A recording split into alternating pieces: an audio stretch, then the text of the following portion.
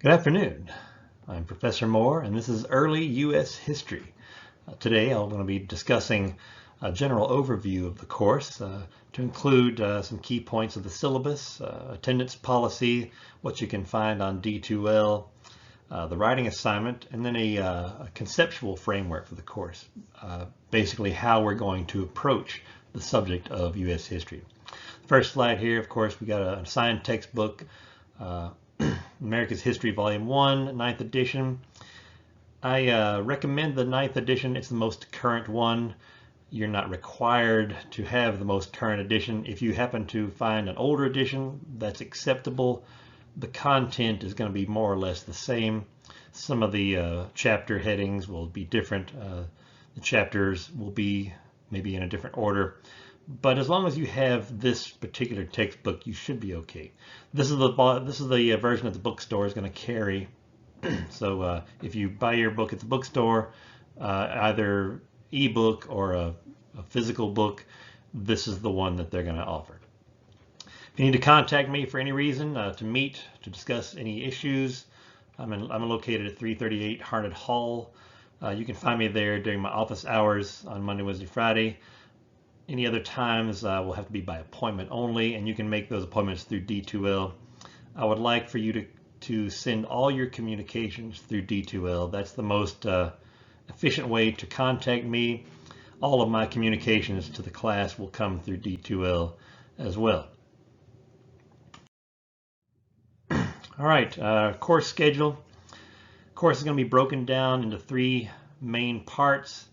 Each part will have an exam that accompanies it at the end. The divisions here are based generally on the main portions of the story.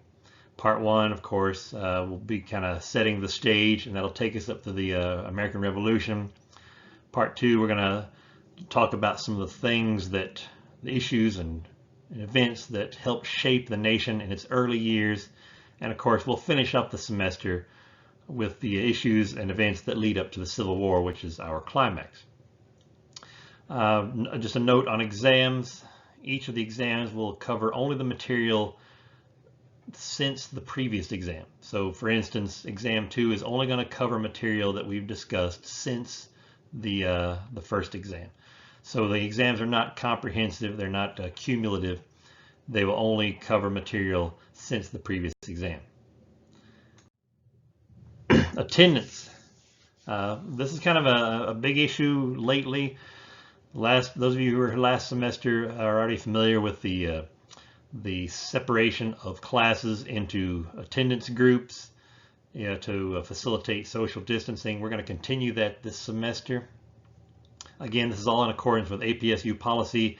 It's kind of tedious and can be frustrating, but if we work together, I think we can all get through it all right. And I'll do everything I can to keep you informed as far as who's attending class on which day and which days you're supposed to be following along at home.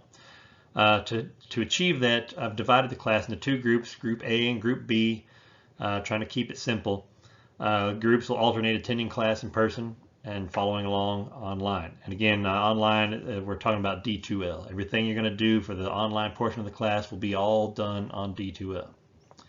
On D2L, you can find right now at this moment a roster identifying the personnel in each group and an attendance schedule, basically outlining which days each group will attend class in person.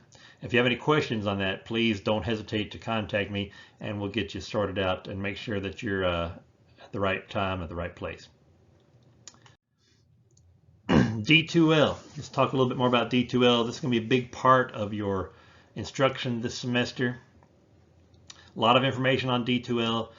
Most of what I'm talking about today can be found on D2L, so don't feel like you have to write down every word I'm saying or copy down every word off the slides, because all of this information is in the syllabus and in other places on D2L. So basically today is just kind of to orient you, to draw your attention to some of these key points and let you know where you can find more information.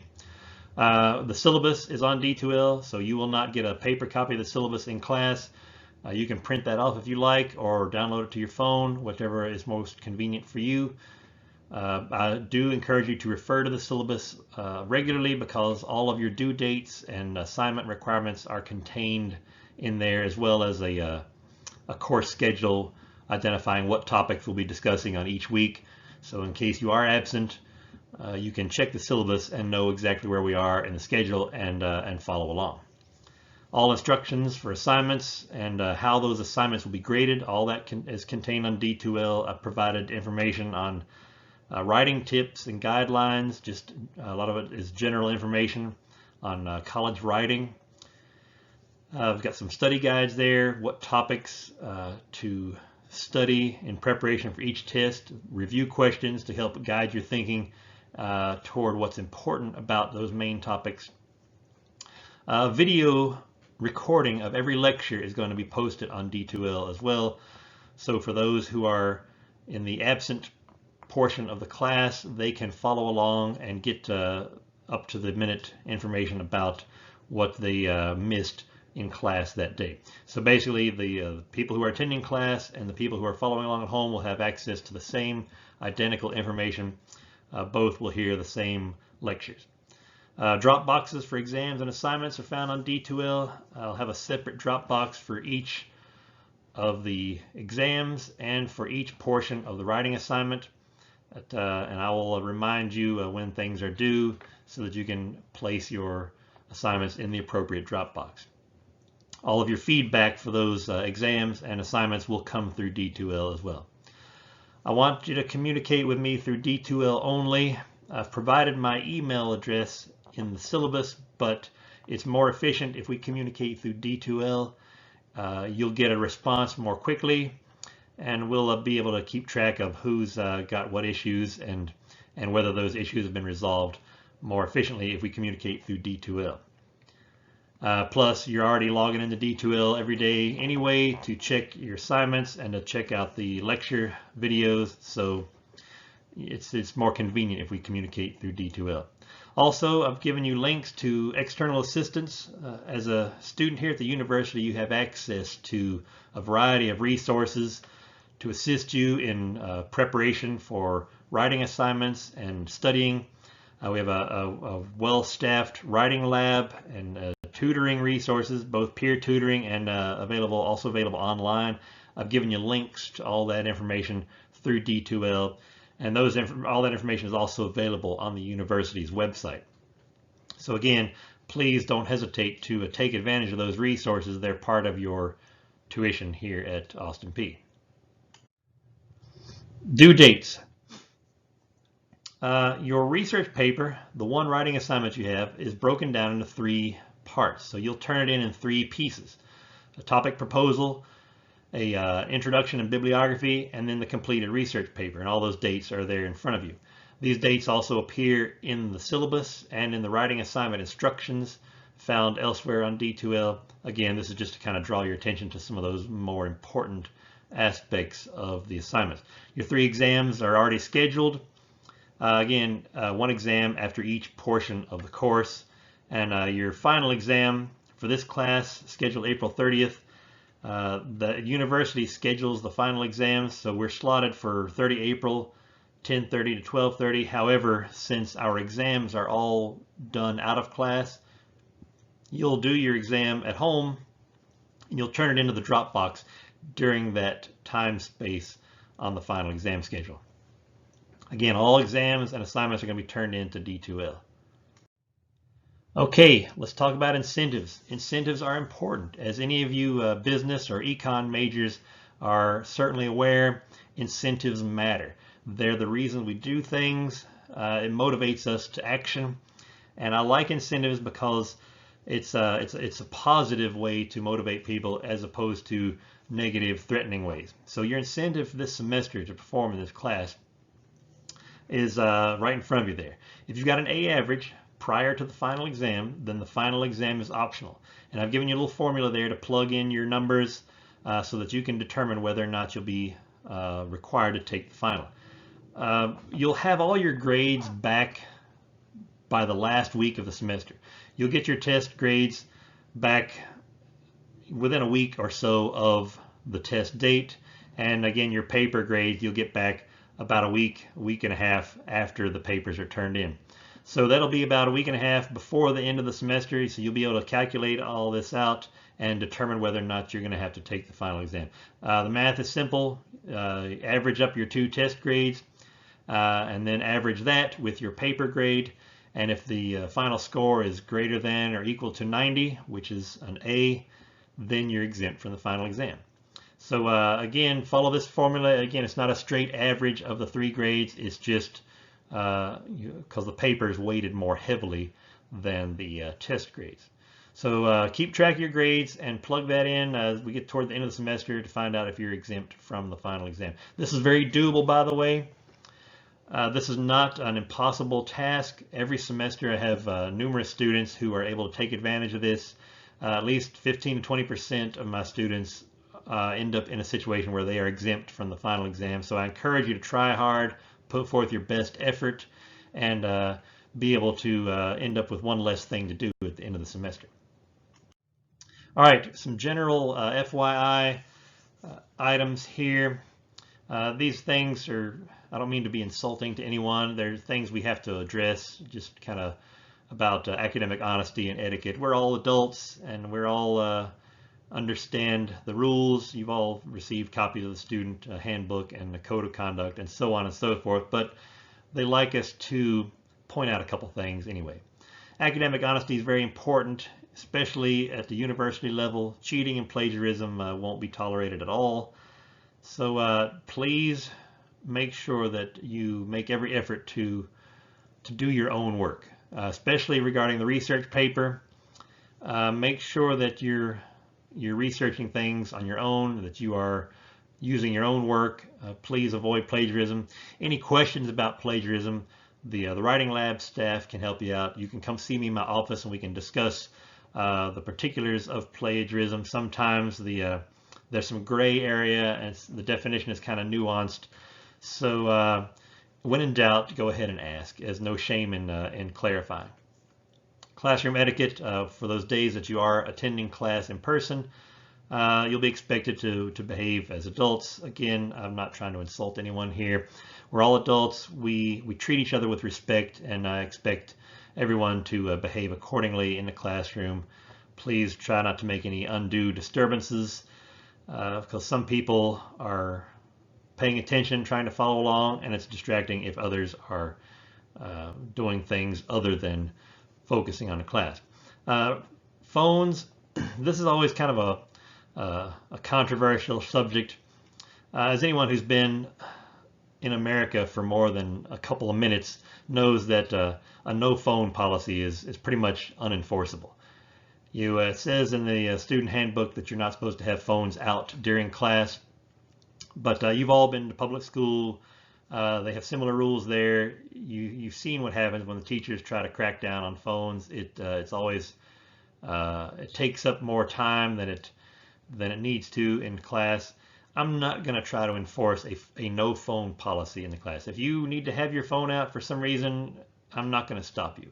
I do insist, however, that you not disturb the class. So please silence any sound effects or ringtones that you might have on your phone.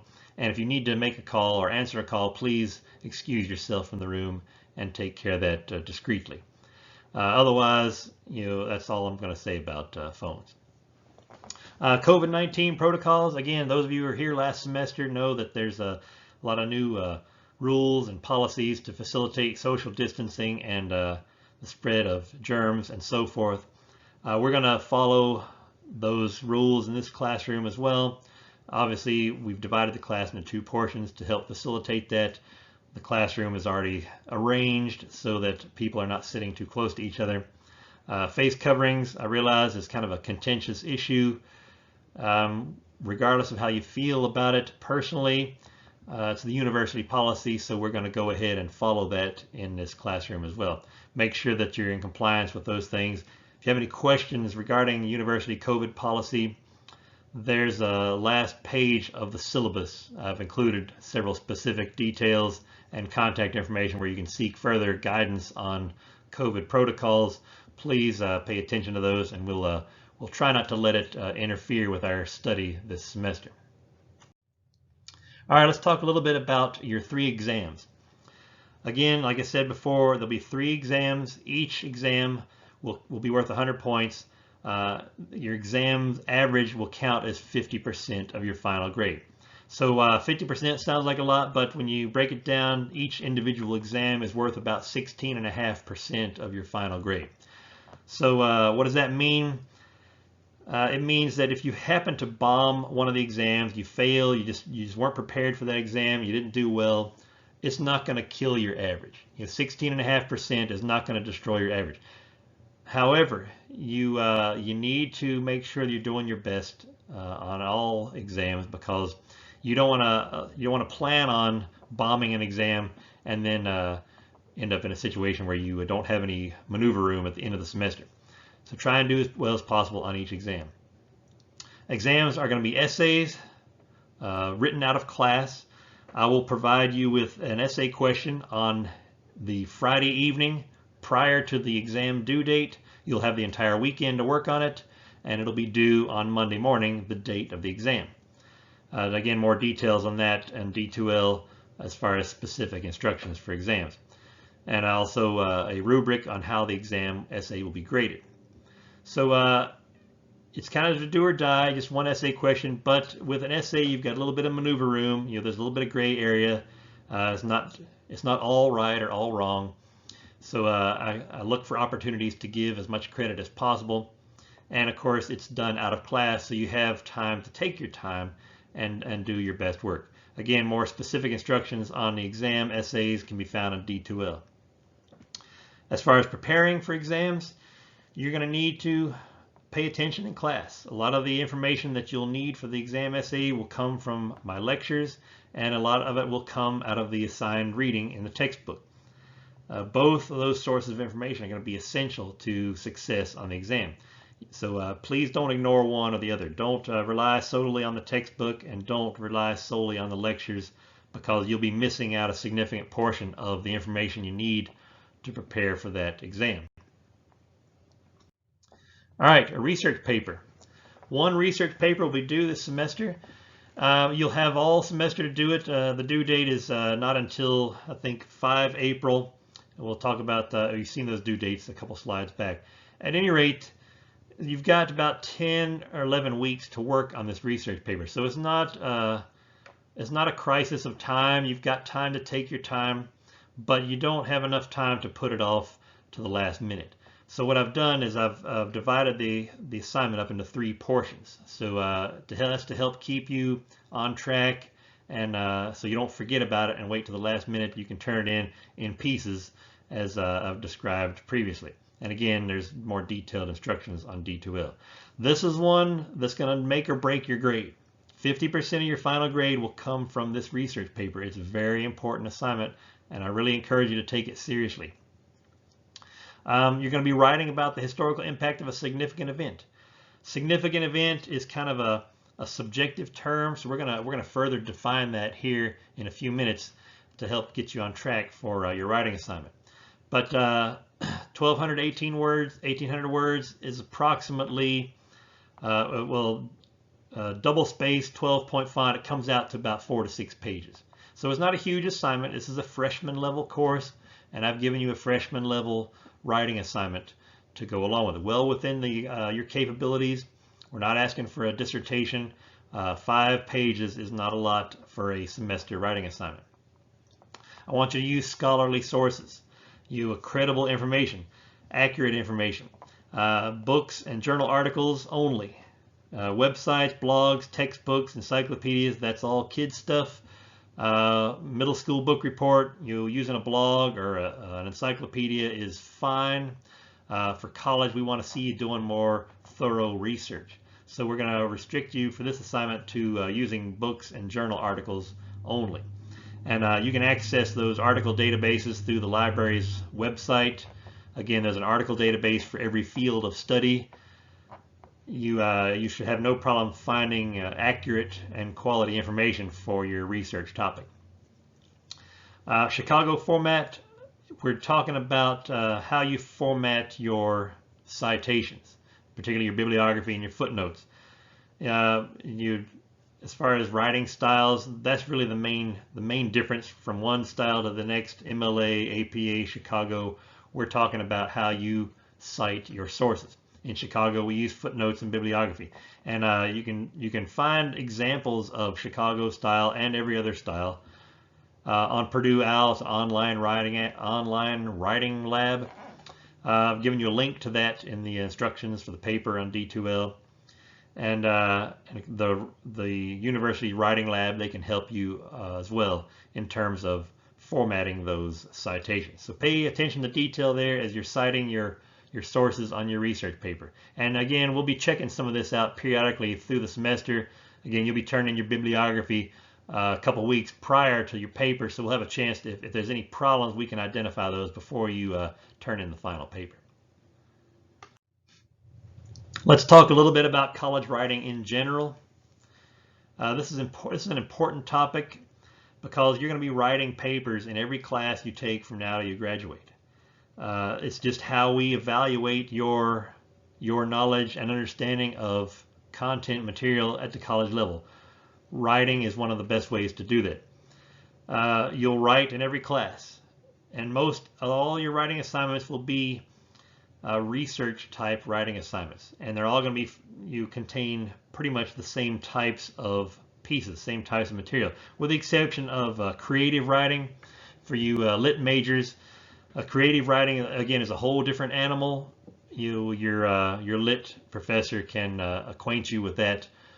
Most of your other writing though is going to be of the research nature, even in your science classes, your engineering classes. Every class where you're going to do a writing assignment, research writing is going to be pretty much the way that happens. In all research writing, you're going to have a thesis statement, arguments, and evidence. Those are the three main components to research writing. Whether it's an in-class essay or an out-of-class research project, these are going to be your main components. The thesis statement, this is simply your main point. You've got to have a main point. This is the foundation on which your entire paper is going to rest. With a strong, specific thesis, your paper is going to be real easy to write. If your thesis is vague and unclear, your paper is going to have a tendency to wander off in several different directions. It's going to be very challenging to stay on topic. Arguments and evidence. I use the term arguments, but I don't want you to confuse that with a position paper. We're not talking about opinions here. When you make an argument or a statement or a claim, you are stating a particular position, you're stating a particular idea, a specific statement about a topic, and you're gonna provide evidence to support that claim or that statement. Again, we're not talking about a position paper. We use the term argument generically to refer to any statement that you make about a topic. You're going to include facts in all your writing. Again, the facts are important. The who, what, when, where, all those things are important, but they are not the only thing that's important. In college, we really want to see that you have an understanding of why those facts are important. What's significant about those facts? What type of an impact did this event have on history? So in the history context, that's what we're looking at. We're looking at these significant events and how these events have had an impact on things that happened after the fact. So when you think of your analysis of these details and these facts, you want to start thinking in the direction of why is this important? What type of an impact did this have on things that happened later? For the purpose of our research paper, your research paper is going to be comprised of three main parts. An introduction, and your introduction will contain your thesis statement, and you will also identify your key arguments. These are the main points that you're going to make to support your thesis, your primary argument. In the discussion, you will have a paragraph or more, maybe a page, detailing an explanation of those key points. Basically, you're going to discuss each of your main arguments in a separate paragraph or separate page. You're going to provide specific examples from your sources to support those key points. And at the end of that discussion, you will analyze the connection between your arguments and the evidence that you've provided. Finally, in the conclusion of your paper, you're going to try to reinforce this connection between your key arguments and the thesis. Again, you're kind of tying it all back into your main argument of your paper. What's important also in a conclusion, not simply that you just restate your thesis, but you also should suggest a direction for further research. And the reason this is important is that any essay that we write, a research paper or an in-class essay, it's assumed that this is not the definitive statement on that topic. You're not the be-all, do-all of expert of this topic that you're researching. So you should acknowledge that in some way in your conclusion, suggesting perhaps other points to consider.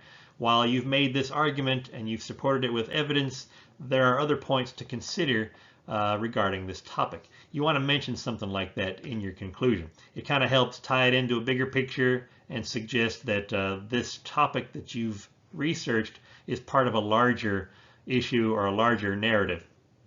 So again, you'll want to include all of these pieces in your paper. All right, in general, success in this class is pretty simple. Doing a few simple things will kind of help keep you on the track towards success in this class. You're going to want to come to class. Now, granted, we're alternating attendance, so that's going to be that's going to interfere with that a little bit. You're not going to be coming to class every day, but you will be coming to class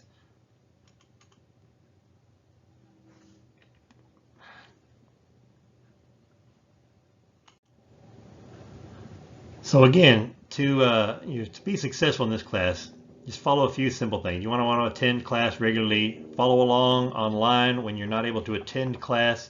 Reading is very important. Please read as much as you can. Follow the reading assignments, do research on your own. Every bit of information that you can read to fill in the gaps, to expand your knowledge, all those things will help you in preparing for our tests and, of course, the writing assignment as well. So let's talk a little bit about why we study history. This is a relevant question because I imagine most of you probably asked this question. This is the first thing that hit your mind when your advisor told you had to take a history class. Most people are unclear as to why they have to take a history class. Why did the Tennessee Board of Regents insist that we take a history class as part of our curriculum? Well, there are many cliches that answer this, one of which, of course, being, we have to study history or we'll be condemned to repeat its mistakes, and so on and so forth. And while that is a little cliche, there is some truth there. We do like to look to history for lessons from previous experience. And of course, that's one of the top reasons on our list of why we study history. We can relate this to our personal lives. Everyone here has probably had some experience, something happened to them, something they did or didn't do at some point in their life, and they learned a lesson from that experience. But, I can give you numerous examples from my own life, which I won't do, but you understand the point I'm trying to make here. We learn from past experiences. As individuals, we learn from our own experiences. As a culture, as a nation, we can also learn from our experiences as well. Now, when we think of lessons learned over the course of our life, we're not talking about every little thing we did every day. We're talking about the big things. Most of the lessons we learn were associated with some important event in our life, or some triumph or some tragedy. We'll look at history in the same way. We're going to look at the story of our nation in terms of its significant events, these significant events that have shaped and formed the nation into what it is today. So again, we will look at significant events. We'll define that concept a little bit more specifically here in a few minutes. Another reason why we study history is it helps us gain an understanding of shared identity. And what does that mean? Simply, in any group of people, one of the things that defines that group is their shared identity. And it could be a religious order, it could be a political party, it could be a club here at the university, a sports team, or the people from a particular region or hometown. Again, what defines these various groups is their shared identity, the characteristics that they all share in common. Who we are, where we come from, what motivates us. All of these things are part of a shared identity. And as we study U.S. history, we'll look at how some of these significant events have shaped us and shaped our identity as a nation. Who we are and what we stand for, to a great extent, have been shaped over the years by some of these events that have happened in our past. The more we can understand some of those events and how they happened and the impact that they had, the better we can understand what it means to be an American, what the United States is in terms of a national identity. So that's one of the reasons we study history. Finally, and perhaps most importantly, one of the reasons we study history is it helps teach us the ability to think critically. And this is important not just for the sake of this semester and the writing assignments that you'll do and the tests you'll take. This is an important life skill. As long as you're here on this earth, you're going to need to make decisions. You're going to need to think critically. Whether you're deciding what to do on a Friday night, or you're deciding whether or not to enter a relationship, or you're trying to pick what candidate to vote for in an election, the ability to think critically is going to be an important skill for you. And to do that, basically what we're doing, we're analyzing facts. We're making informed decisions. We're not relying simply on what the group thinks or what we're told. We're making decisions for ourselves based on our own study of the facts. This is an easy way to describe this is with the idea of opinions. Everyone has an opinion. I have opinions, you have opinions, everyone you know has an opinion about something. Typically, in our early years, when we're young children, most of our opinions come to us by way of our parents or teachers or religious leaders, people in our lives that we respect and admire. We tend to take their opinions as our own. Again, because of our lack of experience and knowledge, we're kind of left with very few choices on how to form an opinion as children. However, when we grow up, when we move out on our own, we have experiences, we learn new things, we start to form opinions based on our own experiences. And these opinions are more our own rather than those given to us by others. Analyzing facts, making informed decisions, this is how we form our own opinions. You can take full ownership of your opinions in this way. Instead of just having an opinion that someone gave you or someone told you, you are forming that opinion on your own, based on your own research. You looked at one side of an issue, you looked at another side of an issue, you analyzed those facts, and you came to a determination on your own. You decided what you're going to believe or what you're going to think about that particular issue or situation. And this is an important skill. We'll use this the rest of our lives in pretty much every aspect of our life. Finally, critical thinking enables us to see multiple perspectives. And this is so important in today's world, where you as young adults are very likely to come in contact with many different people from many different backgrounds, perhaps even different nations and different cultures. Your ability to see multiple perspectives is going to enable you to get along in a variety of situations with a varied and diverse group of people. So in your career and your life experiences, as you encounter people from other cultures, people from other backgrounds, even here within their community, we've got a diverse range of backgrounds. Seeing multiple perspectives is a good way to help you get along. You don't necessarily need to agree with others, but it is important that you be able to see things from their perspective. It gives you an appreciation of why they feel the way they feel, what motivates them to do the things they do, and it assists with conflict resolution. If both parties in a dispute can see the other side, it makes them a little bit more receptive to the idea of compromise. And again, that's going to be one of the themes that we see throughout the course of the semester in early U.S. history, is we're going to see multiple perspectives on a variety of issues, and we're going to see this idea of compromise being one of the ways that conflicts are resolved over the course of this story. With regard to these multiple perspectives, we guess go on to significant events first. I've mentioned this term several times today, and we'll mention this term again throughout the course of the semester. A significant event, while it sounds kind of ambiguous and subjective, for the purposes of this class, this semester, we're going to define a significant event as one or more of the following items you see in front of you. Again, these are not specific things. These are general categories of events that we see throughout history, and we're gonna discuss examples of each one of these over the course of the semester.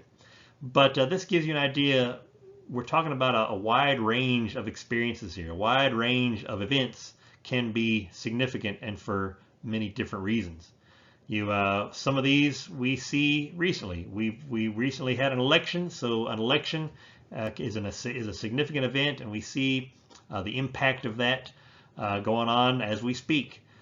Wars, battles, riots, these are part of history. Very oftentimes throughout world history, significant change is brought about by a war or a battle or some other form of conflict serves as a catalyst for change. Court rulings. We'll talk about several Supreme Court rulings this semester and how those had a significant impact on what was going on at the time. New laws, treaties and alliances. Again, a lot of these things will shape events that come after. Publication of documents and stories. This could be not just laws or historical or legal documents. These could be works of literature, or a modern example might be the release of a film or a movie, a television show, an internet blog. A lot of different things can fall into that category. Within the space of early U.S. history, though, will be restricted mainly to newspapers and books and things like that. But a lot of times these have big impact on society. They help to inform and create awareness of various issues. They sometimes will steer an issue in a particular direction. So again, a lot of these can be simple, but they can have big impacts. Of course, political parties and factions, the formation of a new party or the breakup of an existing party. We see that very often in history, and we'll have several examples of that throughout this semester. Again, each one of these items on this list, and this list is not intended to be exhaustive or all-inclusive, but each of these items can be significant in its own way. And I encourage you to think in terms of these types of categories as you are looking for a topic for your paper. Don't feel like you're bound or restricted to write only about politics or war, because that's not the only thing that happens in history. History includes many other things, as you can see here in front of you. So I'm trying to give you a little bit of latitude here in terms of what types of topics that you write about in your research project. So feel free to explore any of these avenues as you think about what topic that you'd like to research. All right, multiple perspectives. Kind of got ahead of myself a minute ago. Back on track now. When we think about the perspectives that we're going to encounter this semester in our early U.S. history narrative, there's going to be three main groups of people: Europeans, Native Americans, and Africans. Now, within each of these groups, we're going to see several different smaller groups. When we talk about Europeans, European settlers, European explorers coming to the New World, it's not just one group of people. I've mentioned here Spain, England, and France because they're the three major players in the European side of the story. But there'll be others as well. And each of these groups within the European group, they are competing against each other for resources, for dominance, for influence, and this competition and contention will often affect the story in many different ways. So in addition to the Europeans, we got Native Americans. Within the Native Americans, there are many groups, many ethnic groups comprise the Native American cultures in both North and South America.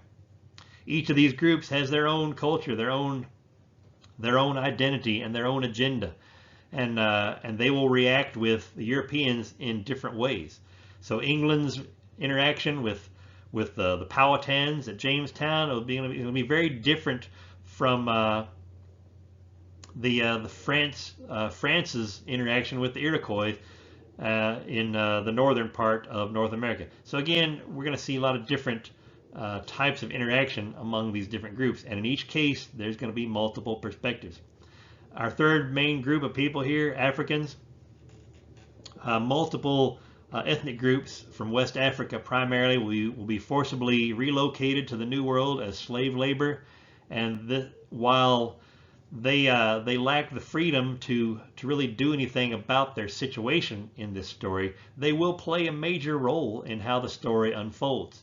We'll see that story as well being very nuanced and varied in terms of the slave experience. What happens to slaves in Central America compared to what happens to slaves in North America. Very different experiences, and we'll see them reacting in very different ways. Within these various groups of people, we're going to see other types of perspectives, more nuanced and varied perspectives. We'll see themes of rich versus poor, agriculture versus industry, and so on. And our big story arc that will carry throughout the most of this semester will be the tension that develops between North and South as a regional or sectional dispute over various issues. And that's going to be a huge part of our story this semester. And again, to understand how these relationships play out, or to understand how they impact our story, it's important that we be able to look at both perspectives objectively. We won't necessarily advocate for one or the other, but we'll try to understand why each group does the things that they do, what motivates them, and how they feel about each of these various issues that we'll discuss over the course of the semester. One of the things I'd like you to keep in mind is how we think about history. One of the reasons that a lot of people lose interest in history is that they get bogged down in the tedious minutia of memorizing dates and timelines, and that can be very dull and very tedious. We don't want to restrict ourselves to thinking of history as only a sequence of events. It's more complex and nuanced than that. Traditionally, that's how we approach history. Is we look at a timeline of events. First this thing happened, then another thing, and so on. In fact, looking at our graphic here, we see that this is very much how we have come to think of history. The problem with this approach is that it tends to compartmentalize important events in history, and it makes them appear to be unrelated. First this thing happened, then another thing, and so on, all unrelated to each other. They just happen to happen in a particular order. Now, while the temporal relationship is relevant, it's important to know that the Revolutionary War happened before the Civil War. That is important. The exact dates of those things are not as important. What is important, however, and more useful, is if we look at history as a series of relationships, cause and effect relationships in particular. We can take any event in history and express it or analyze it in terms of a cause and effect relationship. Multiple factors, as you can see here, causes. These multiple factors all converge to create this or contribute to this significant event. And in every case, these significant events will produce effects, an impact, and they'll produce effects in many different ways and for many different groups of people. When we look at it a little bit more specifically here, we can see that in any particular event is going to be both the contributing factors and the effects or the impacts will be in one of these three categories. And I know you can't see this right now. You can look at this slide online later on. But there's social factors, political factors, and economic factors. So social, political, and economic factors. These are the three primary groups of factors that influence an event. and that are affected or impacted by an event. We can look at even a hypothetical event. Something innocuous like, let's say, a fashion trend. Is going to be influenced by social factors. Social media sites are all people are always are all of a sudden talking about a new style of shoe or something like that. Everybody's talking about these new shoes. Everybody wants them. So the social obsession with these new shoes creates a high demand. Everybody wants these new shoes. There can be an economic impact of a social event. Everybody wants these new shoes. Now suppliers and manufacturers are going to start producing more of them to meet that demand. So that's going to create an economic impact of a social event. And again, that's just a very simple example of how these factors are related.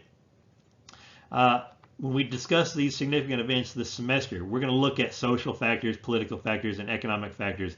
And in some cases, the political factors will be more relevant. In some cases, the social or economic factors will be more important. But in each case, you can see some evidence of each of these three groups. So I want you to think about this too as you're doing your research. When you're researching your significant event, I want you to look at what factors influenced that event and how that event had an impact on those areas of society and politics. So when we think of history, we think of it more in terms of this web of relationships. It's not a simple, straight timeline.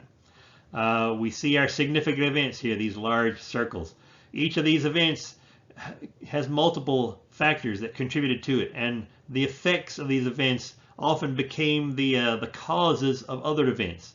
And in some cases, we'll look at a single event, creating effects that lead to multiple other significant events, and multiple significant events converging by way of their various effects into other important events. Again, we want to look at history as a series of these relationships. Everything's connected, and the context is very important. Not just the event itself, but the surrounding context. What was going on around this event that contributed to it and was affected by it. These are the types of things that we want to consider as we study history. And this is how I'm going to present the material to you in lectures. We're going to talk about these events as part of a larger story. So again, these are the things I want you to think about as you're studying this semester. One final thing to consider here as we approach our subject of early U.S. history is the global context. Now, this is a U.S. history class, so our main focus is going to be on the events that led to the creation of the United States and the factors that influenced its early development. However, to a great extent, a lot of those things that influenced the formation of our nation, especially during the colonial era, were affected greatly by events going on in Europe. So for the first couple hundred years of our story, this is very much a European story. So even after our nation is independent of England, we're going to continue to be influenced by the events of Europe.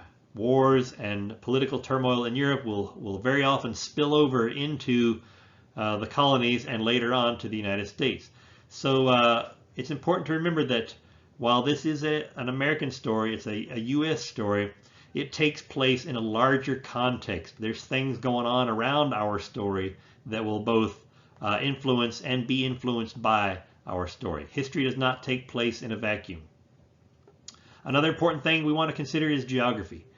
While this is a history class, not a geography class, geography is an important element. The natural world will play a role in shaping a lot of these events. For instance, one question that comes up is why slavery was never important on a large scale in the northern colonies and later the northern states. Geography can answer that question.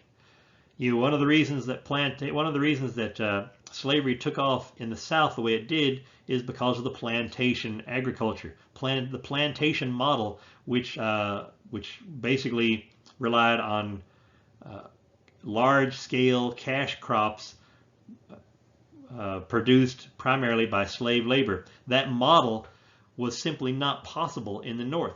The southern landscape and southern climate lent themselves readily to that type of model, whereas the climate and geography of the North made that type of agriculture all but impossible. Things like cotton and tobacco simply won't grow in New York or Maine. And those large cash crops that depend on slave labor just are not feasible in the northern states. So again, that's just one example of how geography is going to play an important role in this story. And you can't talk about geography without talking about the importance of maps. We're going to look at a lot of maps this semester. Your book contains a lot of maps. I encourage you to study them carefully as you're reading. I'll show you a lot of maps in class. We're going to use maps to help give us a better picture of what's going on, not just where it's happening, where it's taking place, but what types of factors influence the way it takes place. Things like rivers and waterways being important in times of war, things like that. Those geographical concepts that will help us understand how events unfold. So please don't ignore the geographical part of this class. If you need a refresher, you can pick up an old geography textbook or Google up something. Again, this is not a geography class, but we will make use of geographical concepts to help explain events of history. That's all I have for this course intro. Like I say, today was just an overview of what we're going to be talking about this semester, but more importantly, how we're going to be discussing those concepts and how we're going to determine what is relevant and what's not relevant and why those things are significant. Again, any questions you have, please feel free to contact me through D2L or come see me in my office during those office hours. I encourage you to get started right away with your reading and take advantage of those resources that I put on D2L. Start looking at some of those things now. The next time we meet, or our first day of class, we're going to jump right into content. We're going to start with a discussion of pre-Columbian Native America and some of the factors that motivated Europeans to start exploring the New World. So we're going to go straight into content. This introduction is going to be online only. I won't really discuss many of these things during class time unless it just happens to come up. So until next time, get started and we'll see you then.